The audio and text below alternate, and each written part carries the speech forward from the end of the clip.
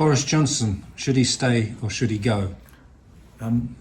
First of all, I've been very clear with your Harlow very early on that I was felt like every resident let down and disappointed and dismayed by what has gone on with these so-called parties and it's very, very upsetting because like residents, I obeyed the lockdown.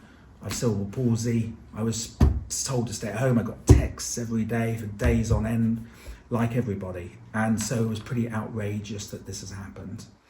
I'm not calling for Boris Johnson's resignation, if I can say, for two important reasons. The first is that if you just say, well, the Prime Minister should resign, what that really does, that means you get a new government. That takes weeks and months. We're still in the midst of COVID at the moment.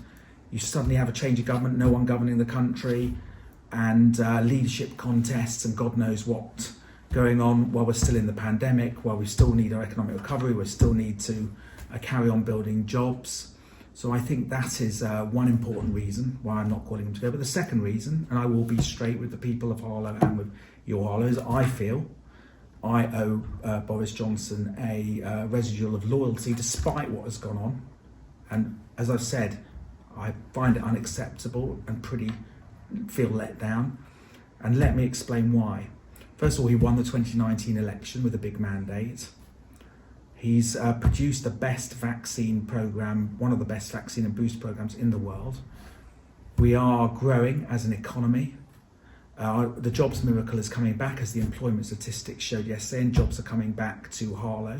We spent 400 billion during the pandemic. We're an open society again, got rid of most of the restrictions, and the government also, Prime Minister, is investing in our town. Hundreds of millions of pounds, which we've just discussed in this interview. So I feel a sense of residual loyalty to the Prime Minister, and I don't think the public would welcome a series of bloodletting and leadership contests when people are still trying to recover from the pandemic and get back on track. Does that mean I don't want Boris to take responsibility for what happened? Absolutely not. In fact, I've called it the 3 R's. He's got to respond properly to the public and explain what's gone on. He's got to take responsibility, and whoever has broken the laws, whether it's him or anyone else, they've got to face the appropriate sanction.